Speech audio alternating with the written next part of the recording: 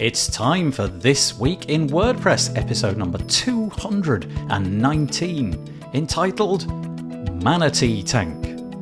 It was recorded on Monday, the 1st of August, 2022. My name's Nathan Wrigley, and as always, I'm joined by some superb WordPress guests. This week, I am joined by Jess Frick. I'm also joined by Adam Warner and Daniel Schultzsmith. It's a WordPress podcast, so you can guess what we're going to talk about. It's the WordPress news from this week, and there's quite a lot. WordPress 13.7 has got some nice cool updates, including the ability to add lots of custom templates all over your WordPress website. What about the ability to add a dominant color background to any images? That's come from the performance team as well. Does WordPress need a new name for full site editing, or is it all a bit of WP drama? There's a whole load of talk this week about some future events. We've got WordFest coming up, we've got the WP Accessibility Day, and various other things. We've also going to be talking about WS Form, and a hat tip to Cameron Jones, who is often in the chat when we do this show live. Lastly, Facebook, their profits are down, the tiniest little bit, but does it mean doom? What do we think about Facebook? It's all coming up next on This Week in WordPress. This episode of the WP Builds podcast is brought to you by GoDaddy Pro, the home of managed WordPress hosting that includes free domain, SSL, and 24/7 support. Bundle that with the Hub by GoDaddy Pro to unlock more free benefits to manage multiple sites in one place, invoice clients, and get 30% off new purchases. Find out more at go.me/WP Builds. Hello! That hurt more than I expected. Hello, everybody. I'm going to need my glass of water, my trusty glass of water during this episode. We're on episode number 219 of This Week in WordPress. Guess what we're going to talk about? Motorcut. No, we're going to talk about WordPress, believe it or not. And I'm joined by three fabulous people in order to help me do that. And you've seen all of them before, I'm sure, but let's go round. First off, I'm going to introduce Jess Frick. How are you doing, Jess? Fantastic. I'm so excited to be here with you. Yeah, thank you very much for joining us again. Jess Frick's a regular on the show. You might call her a co-host. And she is the Director of Operations for Pressable. She is an iced tea connoisseur and a proud member of the Post Status community. And thank you for joining us, Jess. We're also joined by Adam Warner, who is, can I do it? Yes, first time. Look at that. How you doing, Adam? Yeah, you know how it feels. How are you doing, Adam? I'm doing very well, Nathan. Thank you. Good to see you, Daniel and Jess, and WordPress community. Yeah. Well, Adam is the Director of Field Marketing at GoDaddy. In his role, Adam raises brand awareness through events and community discussions. He also manages activations with GoDaddy Pro's marketing team, focusing on web designers, content creators in WordPress, and website developers. Prior to joining GoDaddy, Adam was the co-founder of Foo Plugins, more on that later, which provides high-quality standards compliant WordPress and jQuery plugins. Yeah, thank you for joining us, Adam. And happy to be here. Finally, Daniel Schultzsmith. How you doing, Daniel? Good. Oh, yeah. You got op. Op's easy. Anybody can do op. You point at Jess. Go, Daniel, right now at Jess. First time. You see, it's always wrong. Go with what you got. Tells you not to do. Daniel is the leader at Pinellas. Have I pronounced that right? Is it Pinellas? Pinellas or Pinellas. I do apologize. Pinellas County government overseeing all of the public-facing websites and in interactive experiences to help the public get the information they need easily and intuitively. When not working, he enjoys giving back his time to the WordPress community as a WordCamp organizer. He did that in 2022 at US, 2020, Miami in 2020, WC in New York City in 18. He's a meetup organizer for the Newport Richley WordPress meetup, a producer at the WP Minute, and also through several side projects. WP Live Streams Directory, that's a good initiative. I love things like that.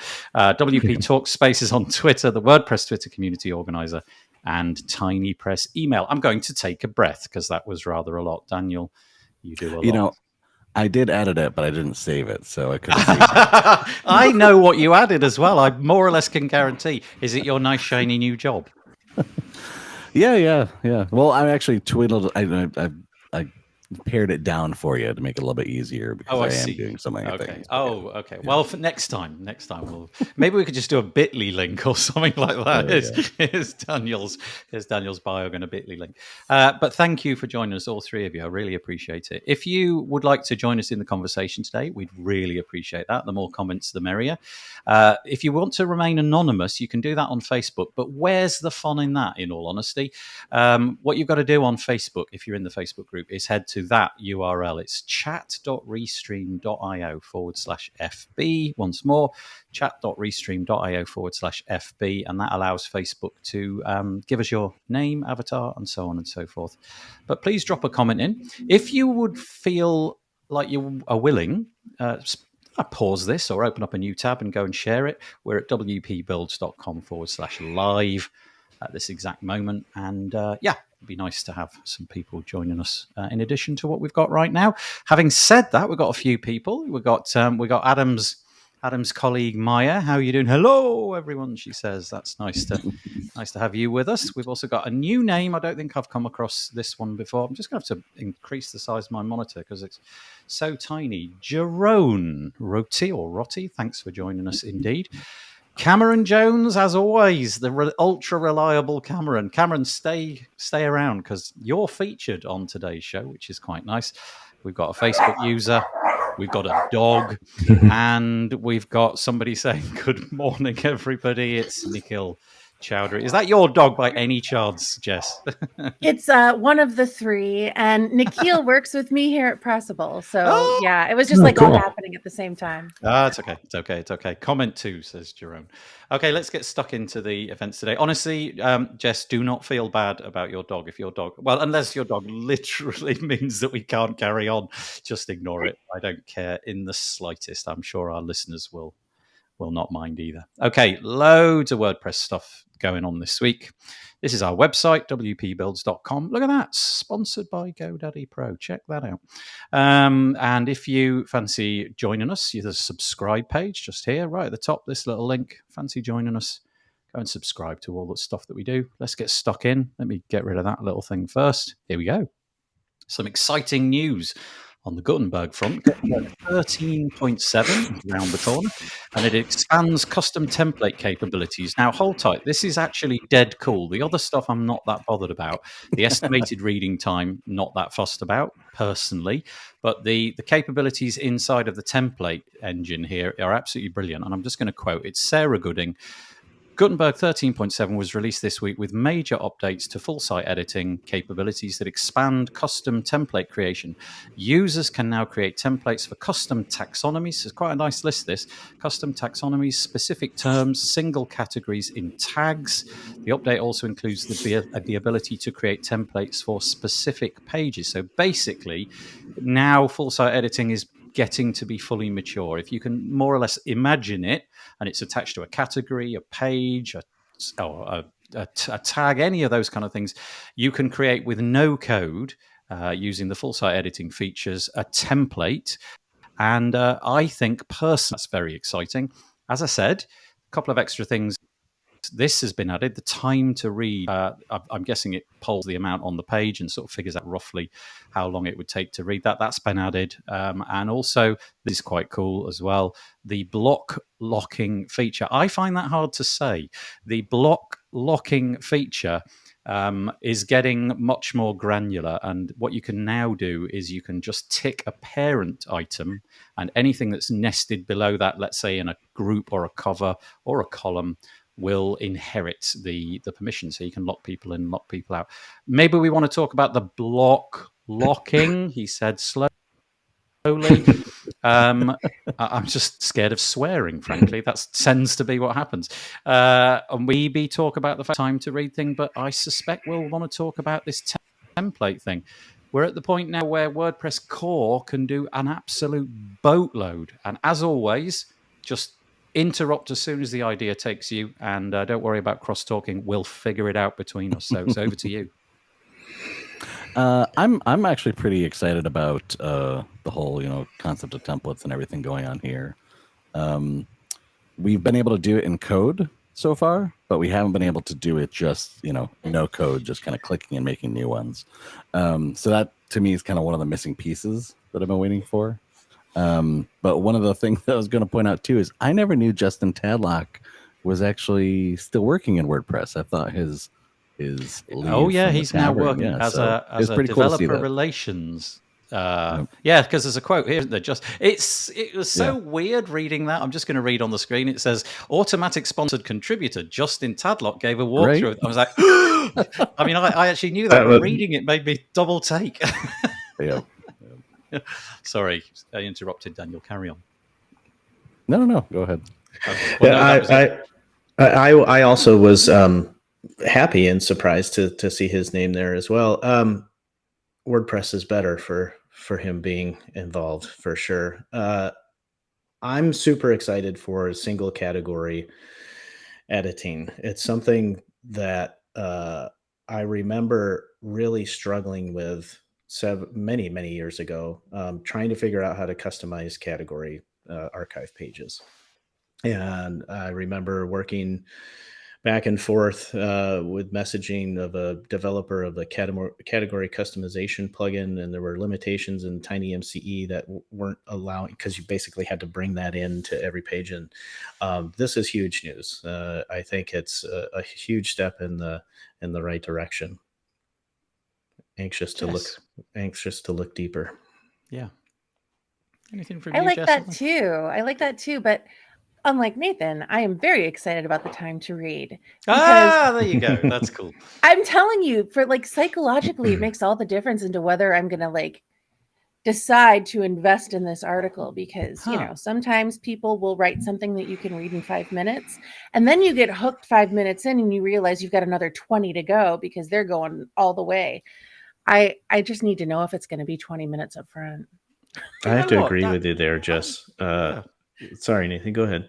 No. Go on, you carry on. I was just going to say it really is with their daily schedules and the plethora of DMs and emails and messages on multiple platforms. For me, it's rare that I sit down and have any focus time to read and absorb long form articles, and having that timestamp right there goes, oh yeah, I can fit this in between my 15 minutes before my next meeting. So I do find it pretty helpful. Although I could do better at blocking time to do focus work, to read long form articles. The time really helps. Sadly, it's like buying a WordPress bigger house. Is not going to take that on for you, Adam. WordPress Core is not going to block your time. Okay, so that's cool, Jess and Adam. That's really great, because I kind of glibly just assumed that was of no interest to anybody, and it turns out that was of great interest to the pair of you. So that's brilliant, and it just goes to show. Shut up, Nathan, frankly. And that's brilliant. The custom category thing, though, Adam, I think you're right. I think there's so much power in just the categories, and it's right there in WordPress. It already ships with the category feature, and you can just create them as many as you like. And if you're doing one about, let's say you do a website about football clubs, you could just have categories for every single football club, and then dress it up with their football strip and all of that. And you could so much power just behind that one feature. And the fact that it's now available, point, click, fiddle, save, is now. I'm going to copyright that. Point, click, fiddle, save. Click, fiddle, save. I like that. Say that 10 times fast. The fiddle makes it's better than locking. It's a lot easier than that. Anyway, I think that's really cool. The group locking, not I personally won't be using that a lot, but I imagine for Teams and so on. Really, really cool. Anyway, coming to a WordPress install near you, and it's getting more and more and more like the page builders that you've been, the proprietary page builders and the feature sets that they've had for all these years. So excellent. Okay, just a couple more comments. There's a few people that have dropped in. If you don't mind, panel, we'll just quickly say hello to them. That's nice. Oh, Jerome, we met apparently at a picnic. The picnic in Porto. That's nice. Sabrina Zidane. Hello, Sabrina. Very nice to have you with us as well. And Beth saying, hey, Adam Warner. Long time. It has been. And oh my goodness, there's quite a few comments from these folk, and I will probably hold fire on those and have a read of them while somebody else is talking at the moment. Right, let's move on to the next piece. Okay. This is okay. When I first read this, I thought, shall I include this? Shall I not include this? It doesn't seem of all that great interest. But then when I saw it and saw some of the comments and how effusive they were, I thought, actually, let's throw this in. This is a proposal to add a dominant color background to images. So if you're looking at the screen, you're immediately going to get the point, because there's a sort of like animated GIF. Maybe it's a video. Let me just play it. There's a video on the screen which displays what's going on. Basically, the idea would be that in the future, if you upload an image, as it's being created on the WordPress backend, it will scan the image and figure out what the majority color is. So let's say it's like a gray or something like that. Then it will assign that to the image. And if you've got something like lazy loading on, it will just create a background to that image such that it occupies the space where that image will ultimately load into.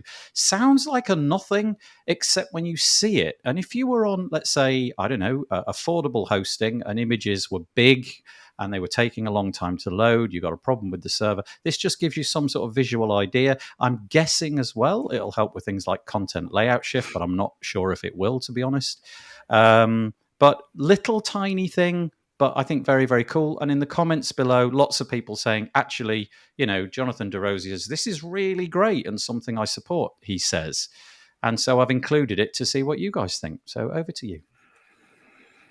I think from a user experience standpoint, it's just beautiful. Yeah. It's like you said, it's a simple thing. It's a bit of a simple touch on the surface. But I think for when you look at the overall experience of someone visiting a WordPress site, but those users that are creating them, I think it's really slick. Yeah, I really love it too. For those who haven't yet played with the Performance Lab plugin, it's actually available in there now. The proposal is to add it to core for WordPress 6.1. But I got to be honest with you, everything, we were talking about it before it started, everything the performance team does is just solid gold. They're brilliant over there. I agree. Yeah, the performance team are really performing. Exit stage left. That's right. Yeah, I need a cymbal sound. Yeah, no, but they are. It's like they've been around for the shortest amount of time, and they seem to be turbocharged with really cool ideas and really great things. So even if they haven't executed on all of them, the chatter that's coming and the things that they are trying to do are just on fire. I'm really pleased that team now exists. It's phenomenal. And yes, you're right. I forgot to mention that. It is in the Performance Lab plugin, and links will be in the show notes tomorrow.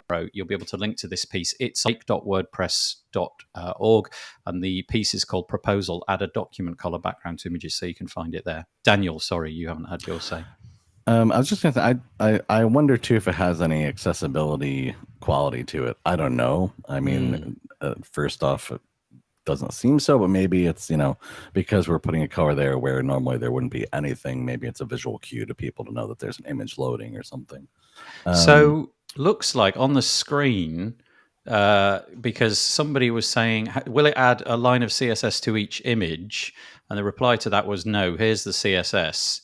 And essentially, it spits out dominant color data point, which is just looks like a hex tag. Interesting. So it just adds very little by the looks of it. But yeah, I'm just showing it on the screen. I won't try to explain it to listeners. But yeah. I wonder how it works with black and white photos. Like his black. Yeah. What does it choose? Well, I guess the dominant color still. Yeah. That's a good point. Because if your background was white and all of the image were dominant white, it would just look exactly like it always would have done. It's going to look amazing on photography sites, that's for sure. Yeah. So anyone that has a lot of rich photography on there and galleries like that, it's gonna look really cool. Do we know why this was taken on? Jess, you were talking about the performance team. Do you know why this fell under the umbrella of performance and not something else? Because I was trying to make the link in my head with how this ties into performance. Is it content layout shift? Is it that? Do you know? I don't know the exact Okay. answer. I'm on the hosting team, and it was brought to us as a proposal. So my insider knowledge is kind of limited to that. Yeah. I knew it was in the Performance Lab plugin. I would imagine it's performance because it relates to the user experience with lazy loading, like you said. And, hopefully that will encourage more people to use it. I'll read what it says on the screen because it's a perception. Yeah. It says, continuing WordPress efforts to improve performance, members of the performance team have created a feature that identifies the dominant color of an image and adds it as a CSS background to the image tags.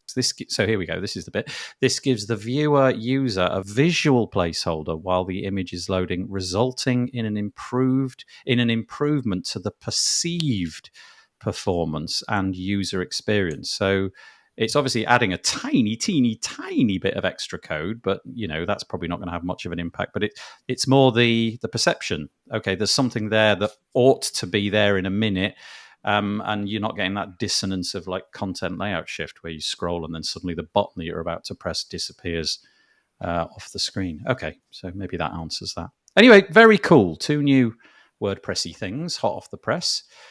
We have a GoDaddy event coming up. This is WordPress is a design system, really. It's an online event, and I'm going to quote, it says, while full site editing, which we've just been talking about, is in its infancy, it's time to discover just what you can do for you, what it can do for you, and how you can use it to design your site. It's a live event. This page, which will be linked in the show notes, but you'll find it at events.godaddy.com. Is going to be taking place in a couple of days' time. Let me just get the exact date and time. It's Wednesday, August 3rd at 8 p.m. BST. And it says here, in this presentation, you will learn what are block themes and where to get them, what are templates and template parts, how to set styles to apply to your entire site, and how to make your own theme and export it to use for other projects. It looks like it's being run by Bud Kraus. And Adam in particular, probably of interest to you, being a GoDaddy person.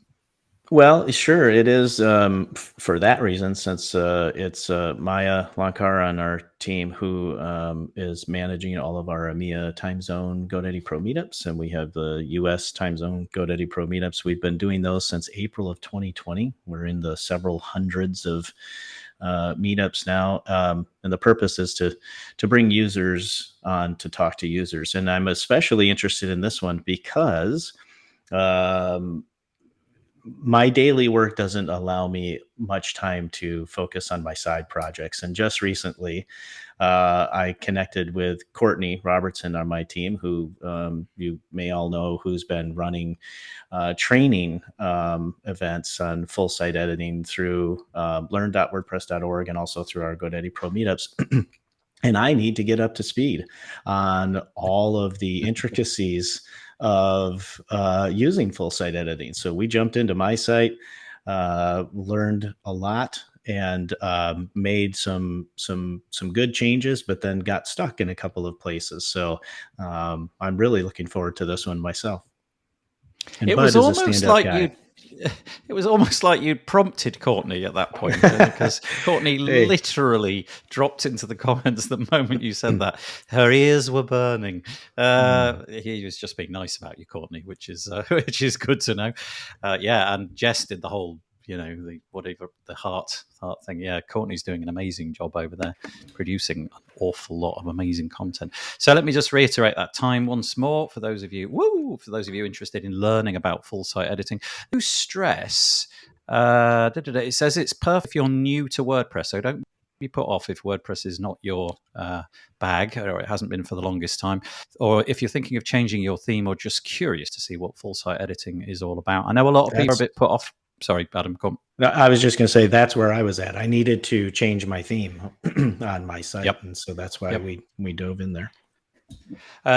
It's a bit of a hot mess for a lot of people at the moment. There's a lot of people saying, I can't use full site editing, it's not matured enough. But maybe this is the time to give it a go. You may not be production ready with it, but you could at least get a grip on where things are going. So once again, Wednesday, 3rd of August, so a couple of days from now, 8 p.m.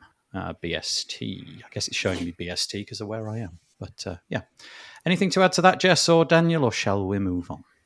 I was just going to mention. Oh no, go ahead, Jess. No, please, you. Well, I was just going to mention that I wholeheartedly think that the full site editing experience can completely be its own design system. And one thing I've been trying to push for the past few years is that concept of taking a literal design system and something like a Sketch or a Figma or Storybook, some other type of application, bringing that into WordPress and using that. So in the past, we've done it with like ACF and trying to do different things with that, even before Gutenberg was running. And now, we've really tried to do it with, different types of blocks and different types of systems like Cadence or Elementor or whatever. So to me, it's really exciting now that we have this capability built into WordPress core for FSE, because then we'll have that capability to really take something that was usually a static design and actually bring it in to make it a real system in place of what we can use. So, Jess. I was just going to say, Adam, you could leave some room for the rest of us to be awesome in WordPress.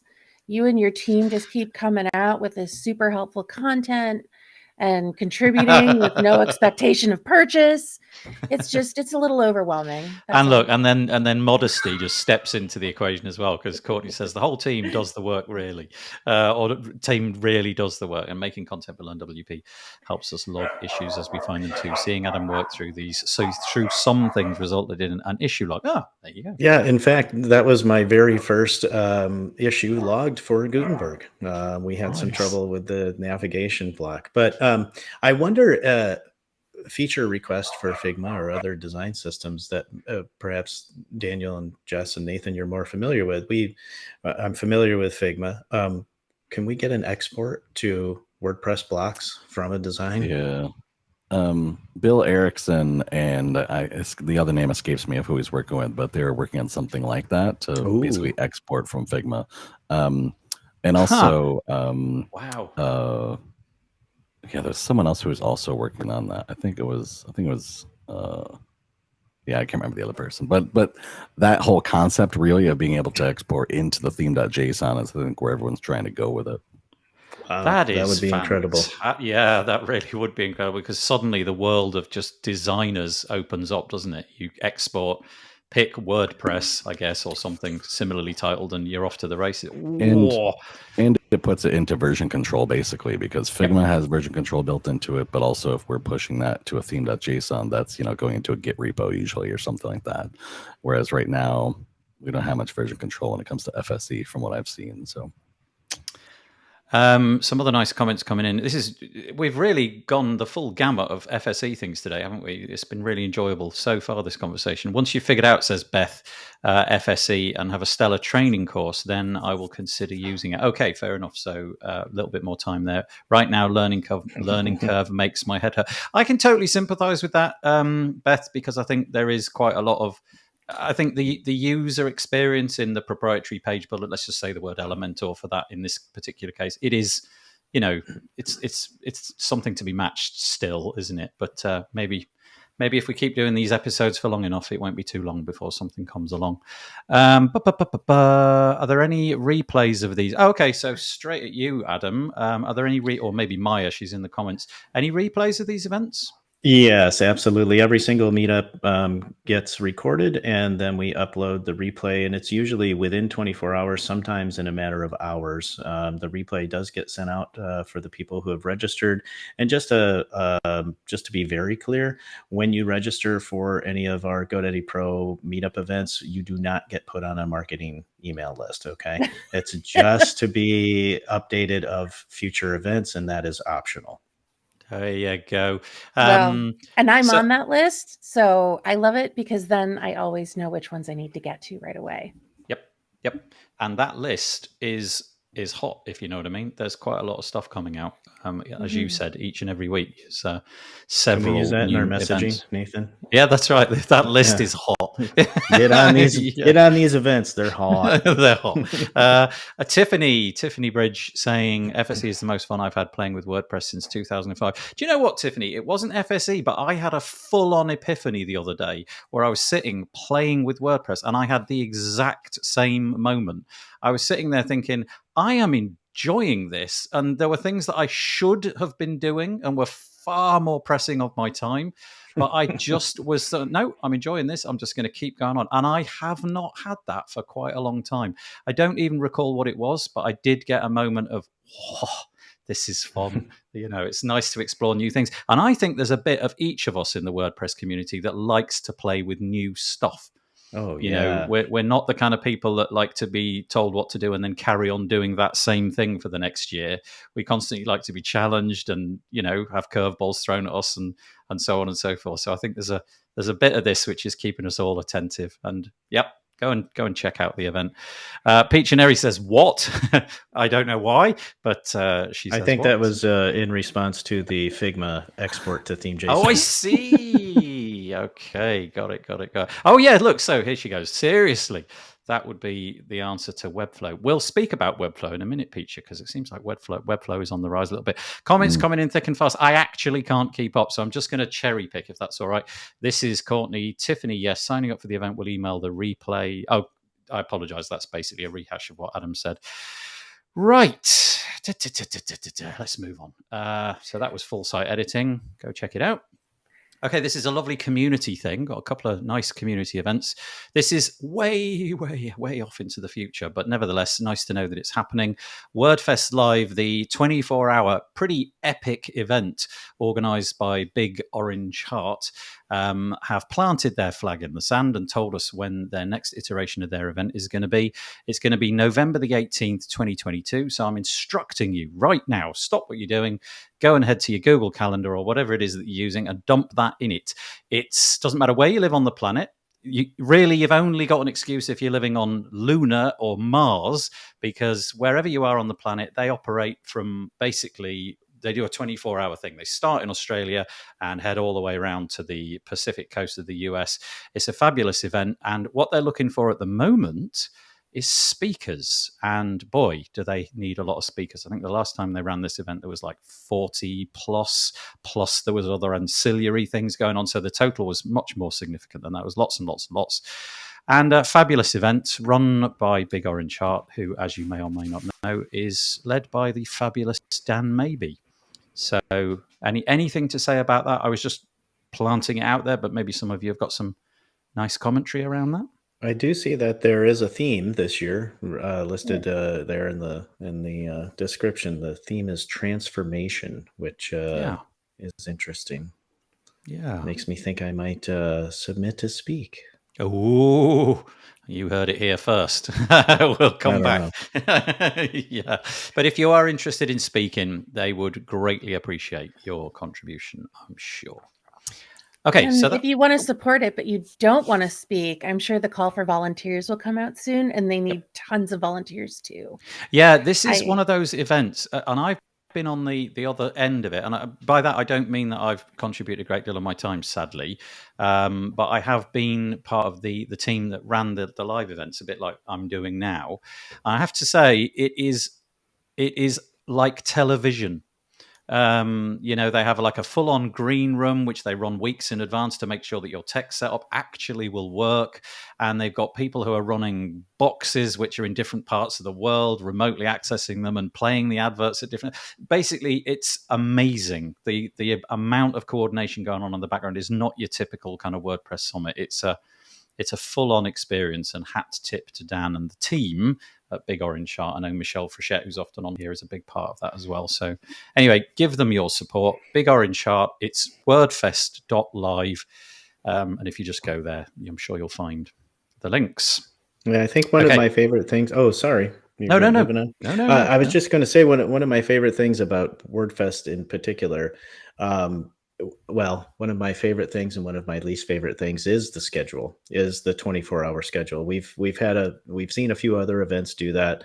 I think the part that I love the most is that I get to hear from people in other parts of the world. You get some of that at WordCamps or at the larger regional WordCamps like US and Europe, but WordFest, I think, just makes it much more accessible for people in all of the time zones, and for other people to learn from people in those time zones where we otherwise may not get to hear the knowledge that they share. Big fan. Thank you. Daniel, Jess, shall I just move on? Yeah, okay. First of all, I hadn't realised this. I hadn't made the connection, but Courtney's just pointing out in the comments that you're all in Florida. We are all in Florida. Taking over, just taking over. Bring out the gators and bath salts. We just went to a natural springs yesterday here in Florida and went swimming around. So not the one on the Panhandle. Not no, that one. no. I've been to one there. It was ace. There are several. We intended to go to one. We got there at 9 in the morning, and it was already full. So we were turned away. No, not Wekiva. Blue Springs. So we ended up at Ponce de Leon, or not Ponce, but De Leon Springs. That's a good one too. Which was nice. Yeah, it was clear water experience. Very clear. Yeah, it was great. Fun sidetrack that's making me all jealous. Hot springs. That's just like an anathema. No, not hot. They were 72 degrees Fahrenheit springs. But on that note, Blue Springs, where he tried to go, stays at a temperature during the winter that's warm enough that all of the area manatees come and swim in there. Yeah, there are days where they will have hundreds of manatees in Blue Springs. Just honestly, hanging out. If I want to have any experience like that in the UK, I've got to inflate a paddling pool and fill it with water. that's your lot, and pray that the sun comes out. Oh, that's lovely. I hadn't really made that connection. That's great. Peach and Eri saying, please give me good reasons for a client not to do a project on Webflow. Figma then is your answer. There you go. Right. Okay. Let's move on. Another event. I confess, and I wonder if it's me just not paying enough attention. This event I had not heard of before. So in sincere apologies to the organisers of this one. This is, now, let me just find it, put the screen up. Here we go. This is the WordPress Accessibility Day 2022. And I confess I'm thin on the ground in terms of detail. So I don't know if by Accessibility Day they're going to do like a WordFest 24-hour push, or if it's just one, if it's just between the days of the 2nd and the 3rd, but it's very, very close to WordFest. It's the WordPress Accessibility Day, November the 2nd to the 3rd, 2022. And obviously, it's all about accessibility. Their strapline goes like this. Join us for a free, 24-hour virtual conference focused on building accessible websites in WordPress. Participate as a speaker, volunteer, or attendee to learn how to build better websites that work for everyone, regardless of their abilities, age, or situations. This feels like and quite rightly, the hot button topic of the moment. And if you want to become involved, there are 3 options here. We've got a sponsorship option, we've got a volunteer option, and we've got the speaker option. And the website is called WP Accessibility. Just nailed it. .day. How cool is that? Bagging that one. WP Accessibility.day. So go and check this one out. I'm is it me? Have I just missed this every time it's happened before? Where have I been under a rock? It happened, I believe, last year as well. I think so. This is the second time. And I know this is large in part a lot of the same folks that also run the WordPress Accessibility Meetup group.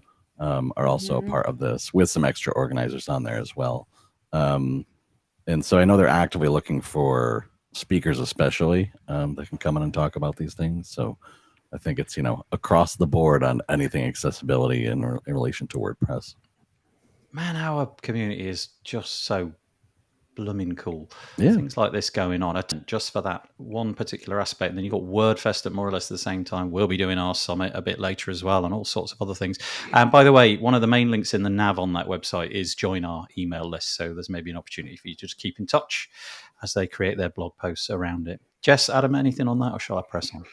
I just want to throw out a high five to WP Build's friend, Bet, who's one of the organizers. Yay. There you go. That's nice. Thank you. A lot of really great people behind it. Yeah, that's cool. And now we've got manatee comments coming in from the from Mr. Marnet. Blue Springs has the highest concentration of manatees anywhere in the world during winter.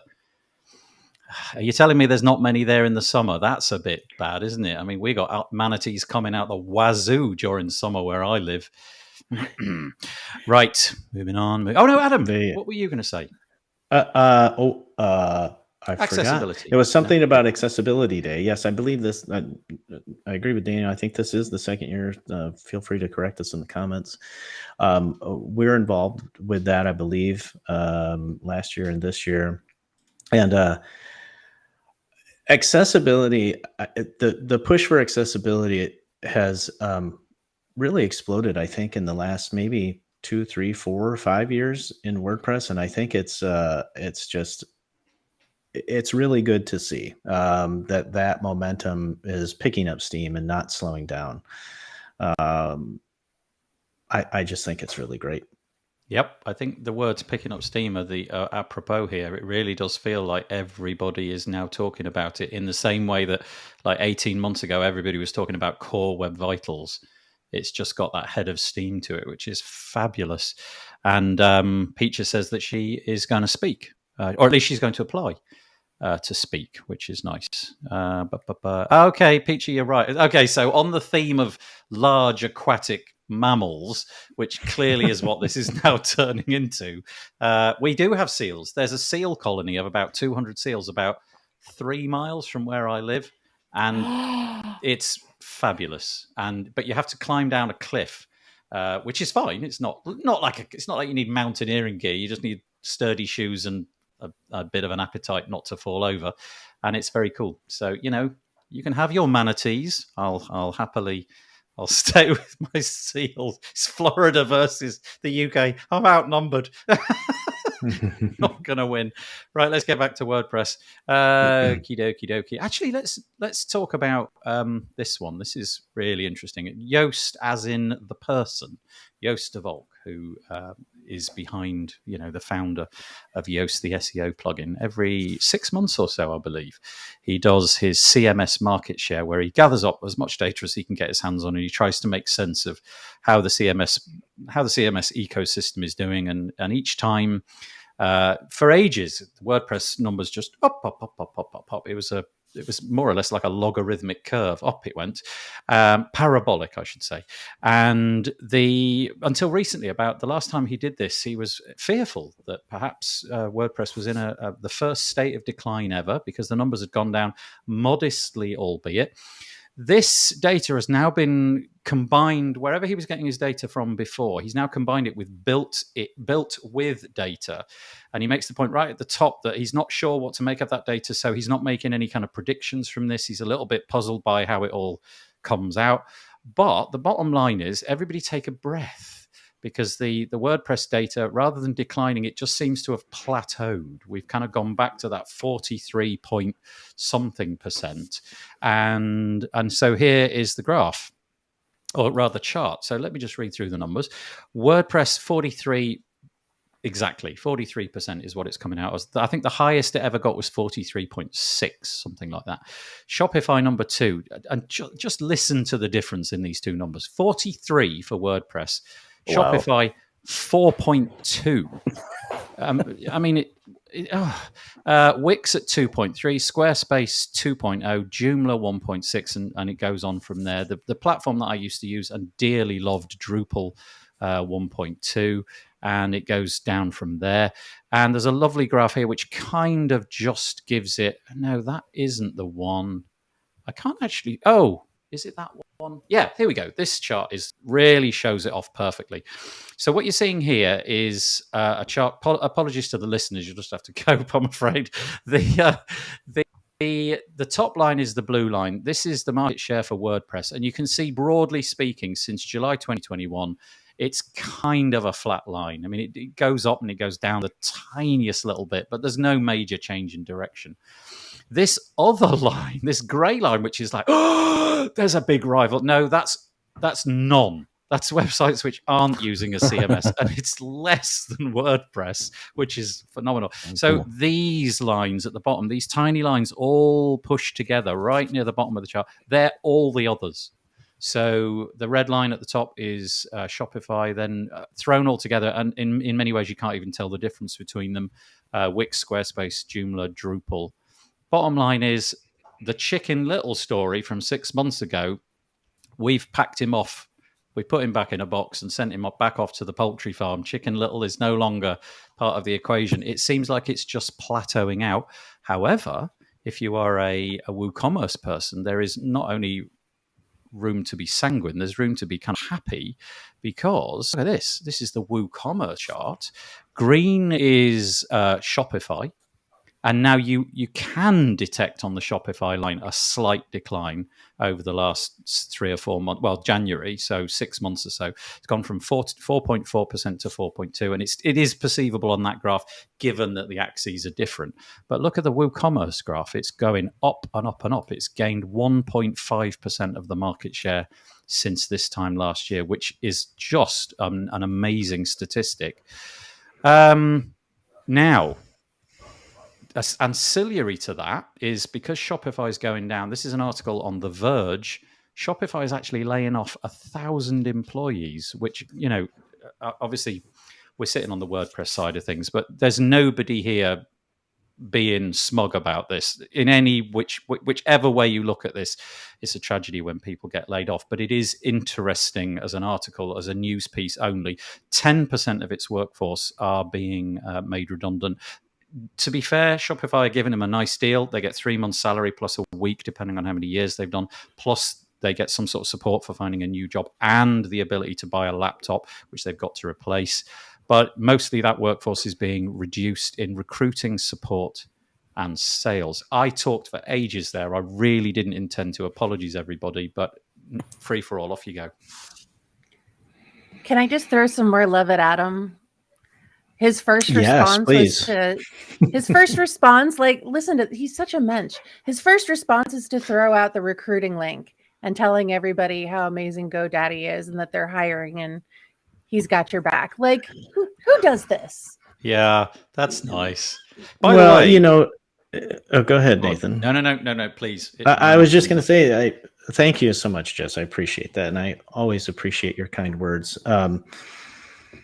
Whenever I see those kinds of announcements, probably like all of us, our Twitter feeds inevitably are filled with those things. I was just laid off and now I'm going to do this thing, or I was just laid off and, I'm looking for work. And I really try to put myself in that situation and do things that I hope others would do for me, right? Just resources. I'm a husband and a father, and when I think about something like that would happen, what is my plan B, right? So if we can help connect people, that's a lot of, I think, what we all do is we are the great connectors. I don't know about great, but we're connectors of, well, I think we're all pretty great, of people and opportunities. So hopefully that pans out for all of those 1,000 people in one way or another. Nice catch though, Jess. Nice bit of mutual back rubbing there. I enjoy it when we're nice to each other. That's lovely. Daniel's thrown a screenshot up, but Daniel, I confess, on my screen it's come out as ever so small. So can I just share this, Daniel, and you can explain why it is that you sent this in my direction? I'll try to zoom in. This is another chart. I don't think I can zoom in because I'm not logged into Twitter and it doesn't allow me to interact. Oh, I can. Gotcha. What are we looking at?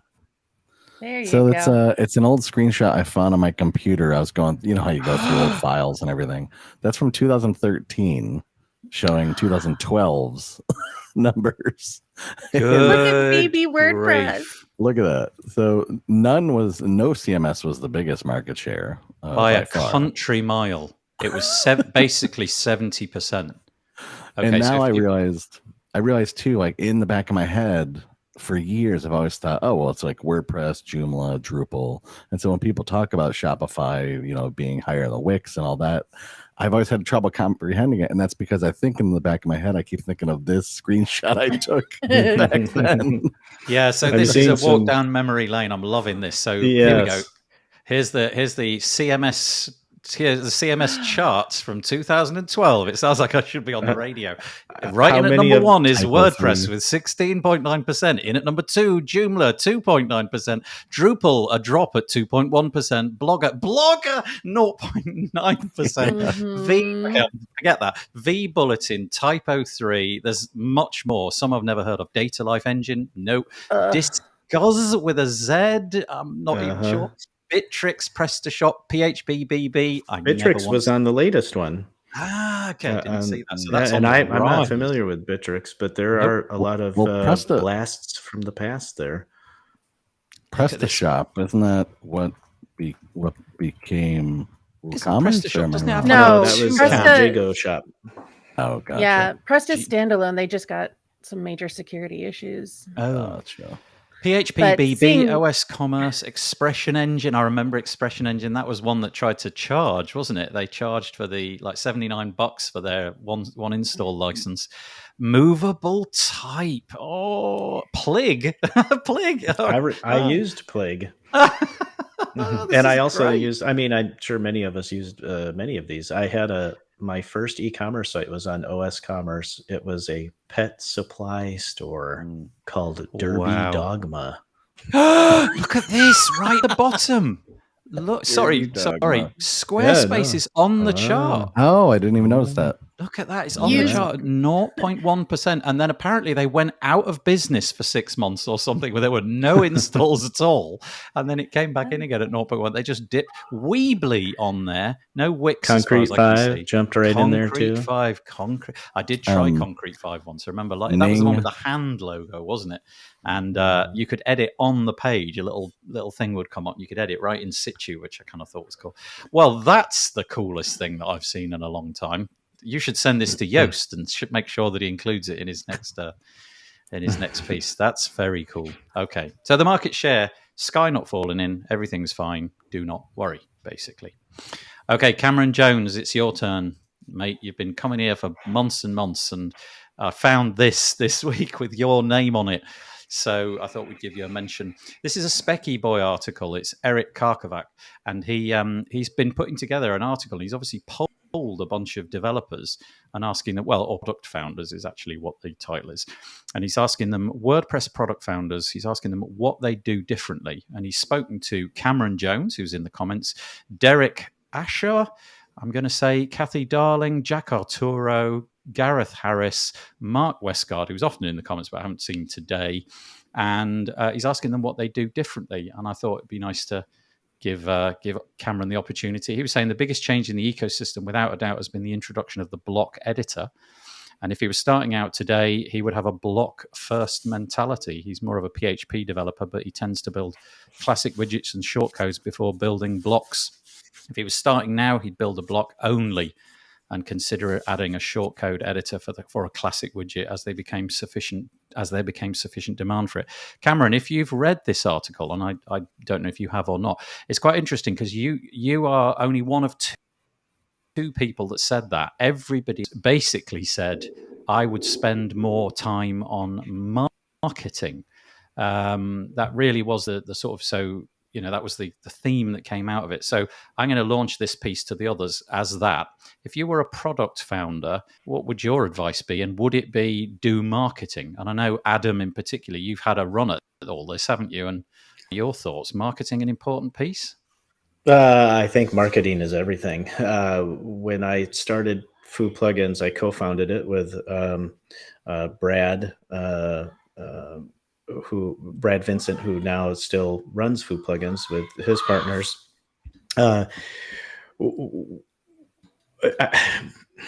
How can I say this? But if no one knows about your product, except for your inner circle of connections, you're not going to be successful. And I was by no means, and still am by no means, a marketing expert, although I've learned a ton of information about marketing in the last several years since co-founding Foo Plugins. But I wish I knew then what I know now. I have a lot to say and I'm losing my words, so I'll defer to Daniel and Jessica. But yes, marketing your your product, especially as maybe a solopreneur or a solo founder, or if you're just all developer focused people. I think marketing is something that is missed. I talked to Carl. I'm blanking on his name now. Carl, everybody knows Carl, at WordCamp Europe, and he is a hardcore developer, the Yammer platform, and he said the same thing. And I often thought in the past that there's a niche there. There's a business niche, and I've seen a couple of people do it where you could employ a marketing program or a suite of tools that could be marketed to developers to help them, or a platform that helps them. Carl Alexander, thank you, Cameron.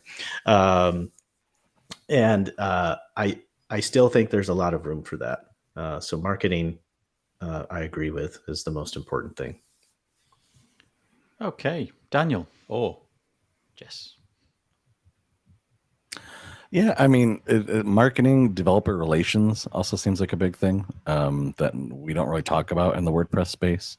I know that Magic over at WP Owls has talked about this a bit, about the importance of developer relations and how there's just kind of a lack of that in a lot of places. But, perusing the different plugins that I saw in here, the products they were talking about, I could see they weren't as developer focused, but so, it would be cool though to have some type of developer relations thing at a lot of the larger, product places for sure. Anything, Jess? I can only relate to my external founder experiences. I've started a couple of companies, and what Beth is saying in the comments is dead on. It is so hard to find time to work on your business when you're in your business. And marketing, for whatever reason, is one of those things that we forget to do when we're focused on the product itself. And so, which comes first, enhancing the product or making sure people are using it? It's always a give and take, but I tend to agree that marketing is the one investment that you have to make. I can give you another example of why marketing matters. When we were running Foo plugins, we of course were marketing in a lot of places, a lot of times in the WordPress circles, which we needed to expand on and get to the average user. But one of the things we did, a huge misstep that I pushed for, was creating a product to scratch my own itch, to solve my own problem, and had our team together with myself working on it for a good part of 6 months. We launched it and no one wanted it. No one cared. It didn't solve anybody else's problems except for my own and maybe a few other people. So if we would have employed the correct marketing levers, we would have known a lot more about our users and about our potential users and what they actually needed and wanted. So I would say that's a really important piece as a product founder, and why marketing matters is because you learn so much more about your end user, your intended end user. It's quite interesting. I'm going to preface this before I say it. There's very few areas where I think I've actually got a lot of common sense to say, but I think on this one, I have a slightly unique insight, and that is to say that just because of the podcasts that have built up over the years, I do get contacted by an awful lot of people who have a thing, and it's a new thing, and they want the thing to be become a big thing. And so, and it never ceases to amaze me how much of a disconnect there is between their desire and their execution. So I get emails that are barely readable, product pitches that assume that if they give me a free license forever and ever and ever, amen, that's the deal done. They'll be able to sort of air it and all of that. And I do think there is a real difference between, let's say, an individual coder who's really got that as their unique talent. They are brilliant at that. Being able to do that and market is is an extraordinary human being, in the same way that it's very rare to meet somebody who is an exceptional coder and an exceptional designer. You might be brilliant at one, fairly good at two, but it's really unusual to meet somebody who's brilliant at both. And I think there's a proper career path for somebody who can step in and fill that void. It isn't me, because I don't have the experience to do the marketing, but I think somebody that springs to my mind is Jonathan Wold, who has the capacity to link people who've got a thing but don't know how to market the thing and to bring it to market. And in his case, I believe it's more partnerships. He likes to link people over here who've already got a system and an email list and a product, but it marries up our products a bit like your product will match each other up.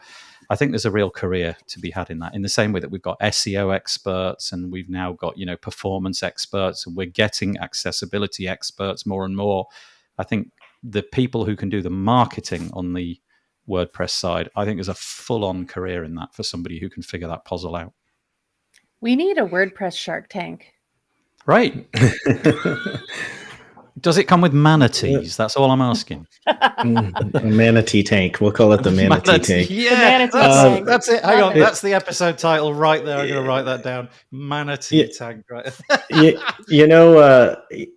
Marketing consultants and marketing agencies and all of that. It's nothing new, right? In the wider ecosystem, but in the WordPress space, I agree, Nathan. I think there's a real opportunity here, and to provide a somewhat of a packaged marketing plan or planned or education for product developers in our space. Obviously everything is going to be customized. Everything needs to be customized for the individual product or the approach. But there is a lot of education, and I think there's a lot of opportunity where, someone whose skill is development and not marketing, there's a lot to be learned. And I think there's a real opportunity there. So whoever's going to move on that, feel free to shoot me a DM and I'll try to help all I can. Yeah. Okay, right. We've heard it. This is it. This is the beginning of a new career path for somebody. Do you know what's curious as well as the FOSS side of this? The fact that, if you go to a WordCamp, I really get the impression that WordCamps are not the place to go out and do hardball pitching. They're the sort of place to build up relationships. Whereas if you go to, like a Cisco event or something like that, that's all on the table. Like, you are going to be pounded with business cards and people are going to come at you and really try to. I just think our community is slightly different. So it does need a slightly more subtle, nuanced approach. Anyway, there we go. Wow. Just to point out too that Alex Denning, formerly of Master WP, has his own company called Ellipsis. Yeah. Get Ellipsis. Yep. And so they specifically focus on being kind of marketing for WordPress and WooCommerce. Perfect. Alex is a great guy. Yeah. Okay. Great. Oh, that was a nice, unexpected conversation. I love it when that happens. Okay. Screens back on. I don't know if we've got time for this one. This is the one about WordPress renaming full site editing to something else. I'll skip it. I think we should. Oh, you want to go here? Okay, all right. Yeah. Okay, this is the WP drama piece for the. I need a jingle, like a the WP. Yeah, you drama need a little audio bell that goes indicator. Okay, so there's some nice comments on this. Some of them quite sarcastic and interesting, shall we say. This is Sarah Gooding, WP Tavern. It's a piece called WordPress contributors consider WordPress contributors consider renaming full site editing. This has been prompted by the fact that Josepha Hayden Chomposi, who's the executive director of the WordPress project, is thinking that the term full site editing and full site editor possibly are a little bit, and as it's described in this article, I don't really know how it correlates to what she actually said, but are not user-friendly. We need something more user-friendly. Now, the article goes on to develop what that means and all of that. Some people stepping in, like Nick Diego, who's a WP Engine developer, saying, look, the ship sailed. Let's just carry on calling it that. Do we need to change it at this point? Other people saying, we've had full site editing forever. You just didn't know how to do it. with a page builder potentially, or you didn't know how to do it without a page builder. You didn't learn the templating system that WordPress has got and so on. Anyway, the comments, how to describe it? Comments basically in some cases sort of saying, oh goodness, is this too where we're spending so much time thinking about the name of a thing that that concentrate on the actual rewriting of the code and getting it to work. So it's getting funnier and funnier, says Tom. When the product is the problem, some people get the bright idea that all they need to do is rename it. Paul Lacey, we know Paul. He says this is a satirical piece, isn't it? I guess it doesn't matter too much. FSE is an alpha product. It's not even visible to new users of WordPress, isn't it? And he said, but I thought SFE invented editing of website footers. And prior to FSE, every WordPress website in the world had the same uneditable footer. Is that not the case? And so you can see where this went. So Adam, it's totally over to you. I am not stepping in this one. Well, I don't think there's any need for any drama surrounding this one. I think my opinion is when I commented on that post by Josepha, and my comment was related to why don't we ask the users, right? So any decision that is made about a product, and we just touched on this with marketing, why is the quote unquote inner circle, those that are involved in the WordPress.org project overall, the software, the project, the contributions, why are we not asking the end users? WordPress is much bigger than, the 100% of this call and the 100% of this of your listeners. WordPress is there's so many different kinds of users out there, and the fact that we've become accustomed, and I'm not disagreeing with anybody's comments, and the fact that we've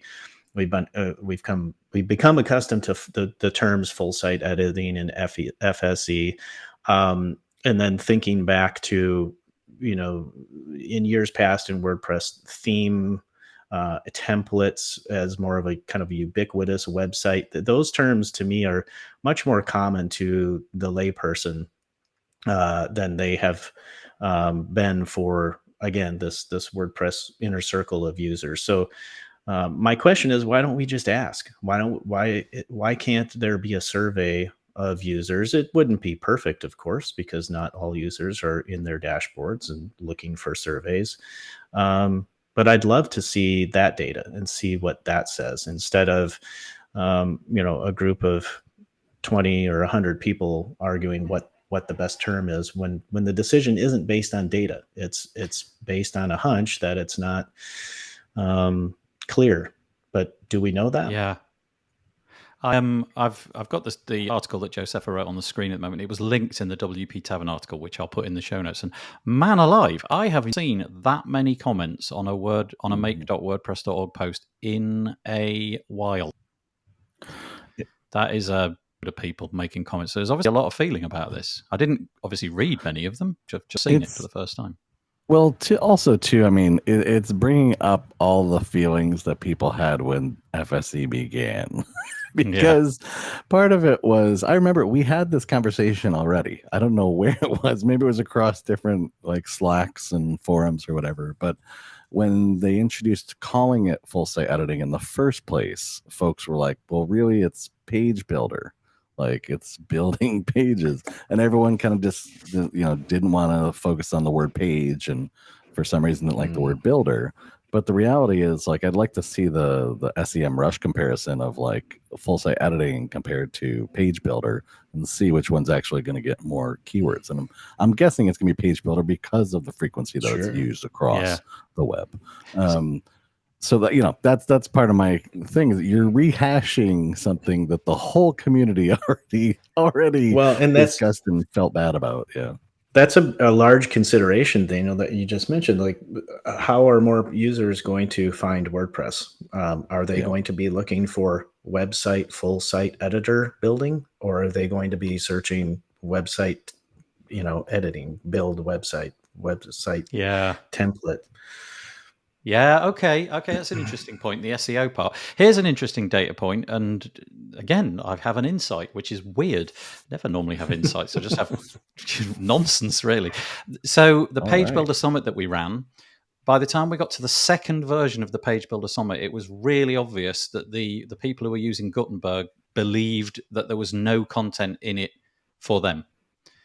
So we had a large crowd of people who came to us and said only after the event had finished, oh, I didn't realize it had anything to do with blocks and Gutenberg. And because it was called the Page Builder Summit, they assumed that wasn't. So in the next iteration from 2.0 onwards, every iteration after that, we went out and, we put images of the Gutenberg editor. We wrote Gutenberg as well, completely separately as its own word. So it said Page Builders and Gutenberg, because there is a real divide between people who think it's not a page builder, which of course I think more and more it is. So have you considered changing the name of your event to the Full Site Editing Summit? I mean, no, I think we need to poll the WordPress community first. There you go.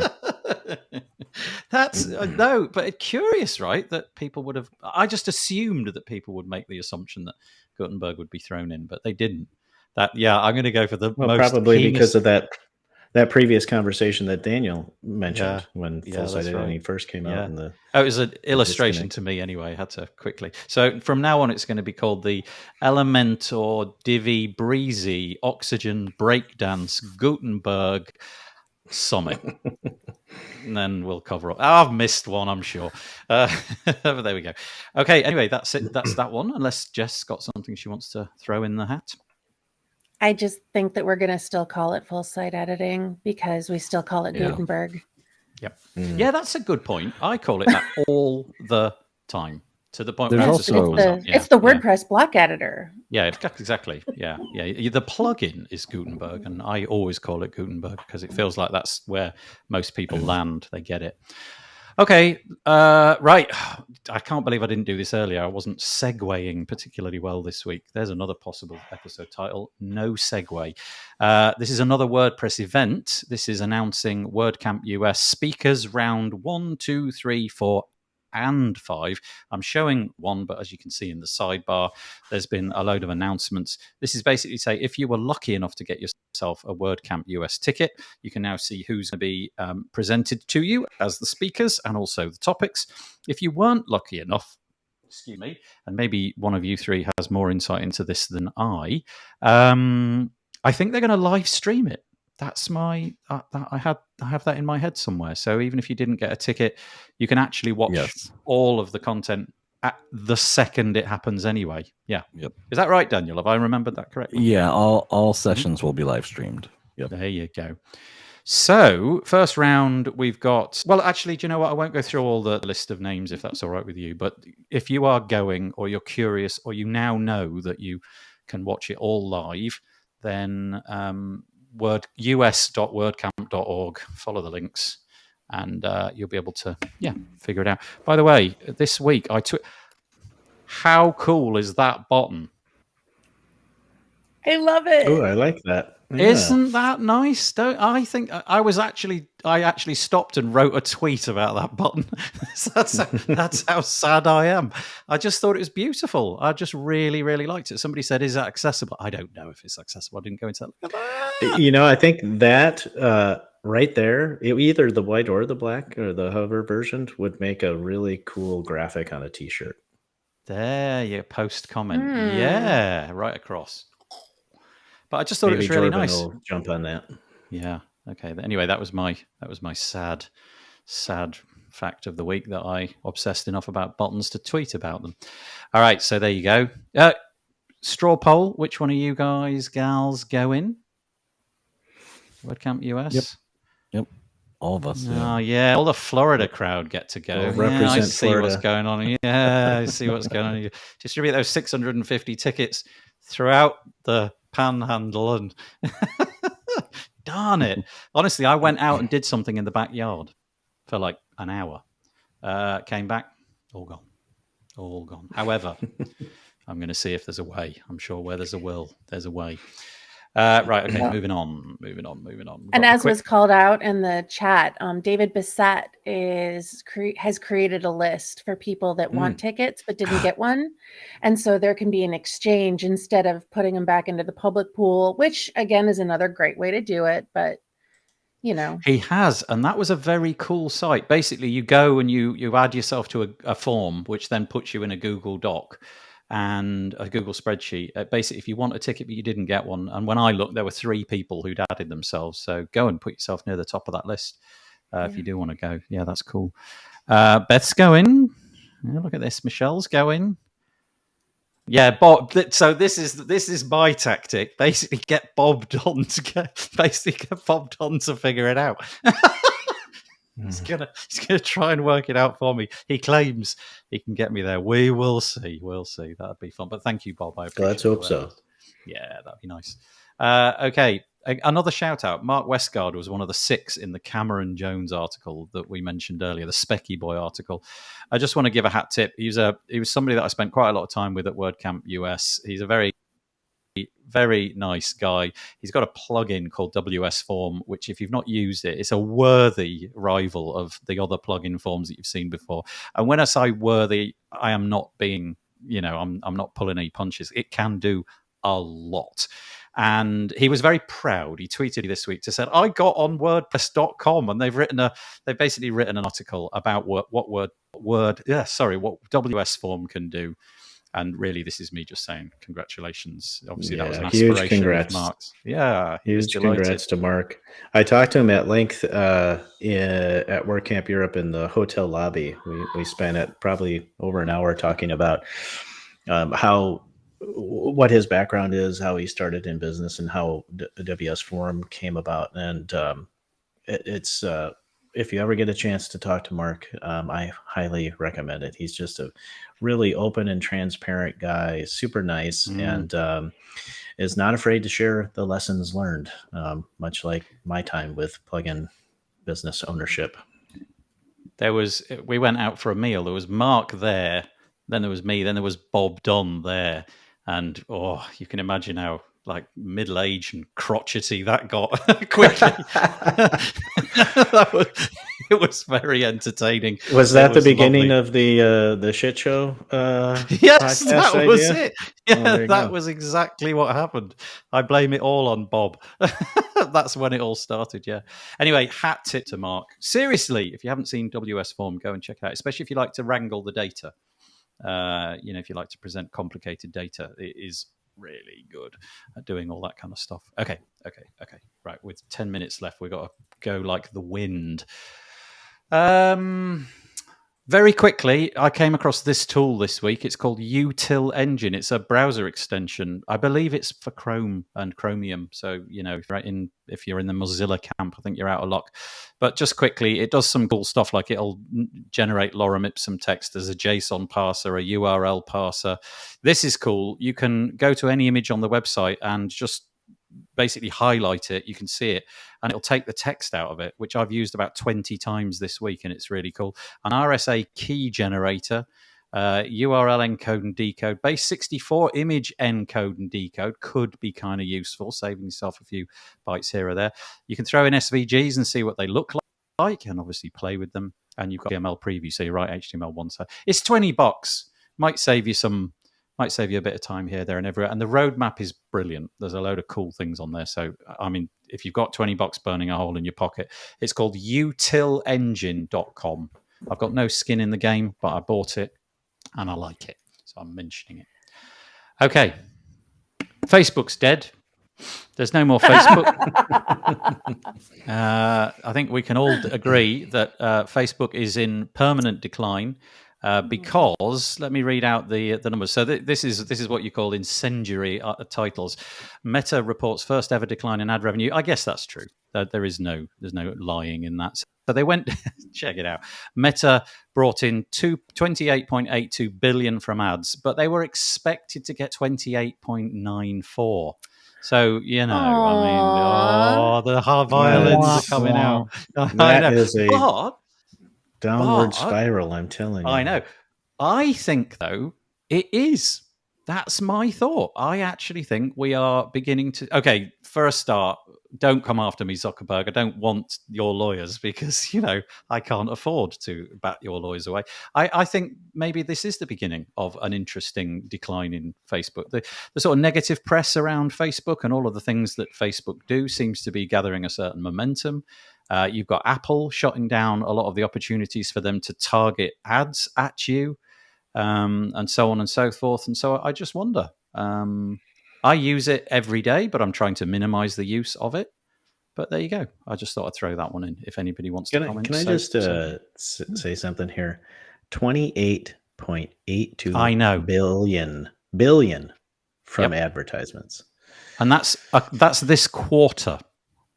I mean, honestly, it's not even worth it, is it, for Mark? It's just like, it's not. It's just crazy. Not. I just step away now, Mark. You've done it. You've succeeded. You've completely done it. Just get out of the fight at this point, I think. But yeah, 28.82 billion. Go on. Sorry, go ahead, Nathan. No. Well, I was just going to say, it is the default, I think, still for advertising. I still think of all the platforms out there, if you want to hit somebody on the nose with an ad and really know that they're going to respond to it, I don't think there's anything to beat Facebook. But I kind of hate that that's true. That used to be a lot more true when we could get ultra creepy and know exactly what your interests were and, where you worked and lookalike pages. And they've taken a lot of that away from us. So, yeah, I guess we're going to just protect your data. Jeez. Yeah. Where is Facebook going to survive, or Meta, excuse me? Is it going to hearken in the new digital age, the digital revolution of virtual experiences? I'm not sure. Okay. Well, you go first, Daniel, and then I will rant. Yeah, I was going to say they're pushing hard for metaverse in teaching spaces for education and getting people to understand different paths like that. You'll see the commercials all over now that are kind of flooded across the U.S. So I know they have an active, push on that, but I don't know about anything else. Like, we have an Oculus that just collects dust. Yeah. So my thoughts are, like, I'll first of all outline my position, which is very clearly thought out. I'm not making any of this up as I go along. My position is that I just can't see swaths of the world sticking things on their faces in order to spend the amount of time that Meta assume we're going to spend, because I just can't see that being a reality. It's too weird. But what if we get to the point where it's inserted under the surface of your skin? Yeah, then I think it's time to. So there is no putting it. Everything is augmented. I'm going to swim with the manatees for the rest of my life at that point.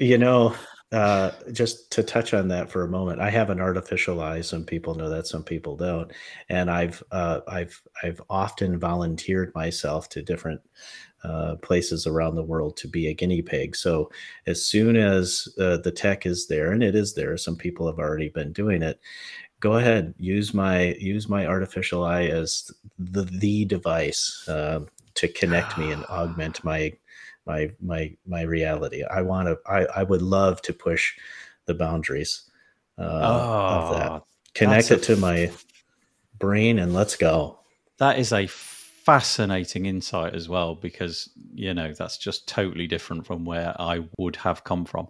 So anyway, that was my sort of knee-jerk reaction. But then if you'd rewound me 15 years ago and say people will hold rectangles of metal and they will be incapable of putting them down, I would have said, well, that's rubbish. I mean, how is that going to happen? And now look at it. It's totally happened. And it was platforms like Facebook which were really a part of that process. So I think really it's me wanting to believe it can't happen because it's a bit Ready Player One, it's a bit dystopian. But, if they're getting in the education space, very clever, I guess. You can it's very generational. Children.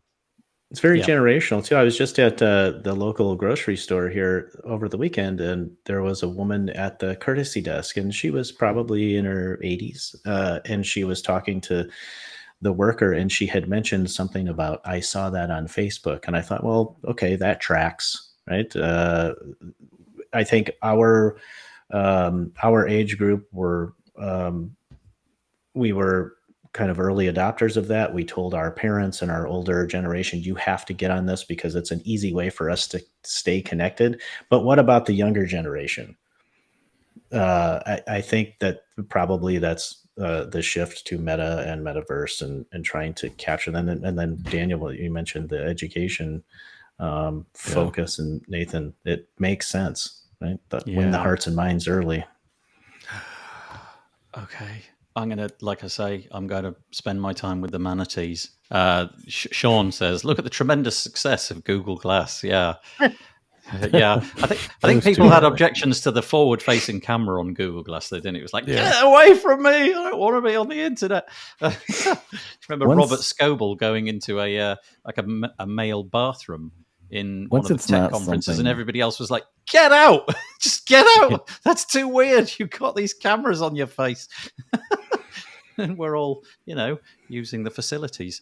Okay, I don't know what's going to happen. I kind of hope that the augmented reality is left as a sort of hobby pastime thing and doesn't become, the new normal. But, gotta say, don't go to the shops anymore. Just shopping on the phone these days. It's radically shifted all of that. So, yeah. Whew. All right, time will tell. Time will tell. All right, 2 minutes left, so we'll go for this one very quickly. That is how squids transport their eggs, right? That's all you need to know. In a big flappy ghost-like thing underneath it. I'll link in the show notes. You can go and check it out yourself. But this is Jess's not WordPress, but kind of fun pick of the week. Yeah. Migratory monarch butterflies. Oh. Monarchs are down 90%, and so are milkweed plants. So the reason I wanted to bring this up is because we can all help get monarchs back. And you can go to saveourmonarchs.org and order your milkweed seeds, or go to your local pharmacy and grab one that's already kind of grown and throw it in your lawn because they need that.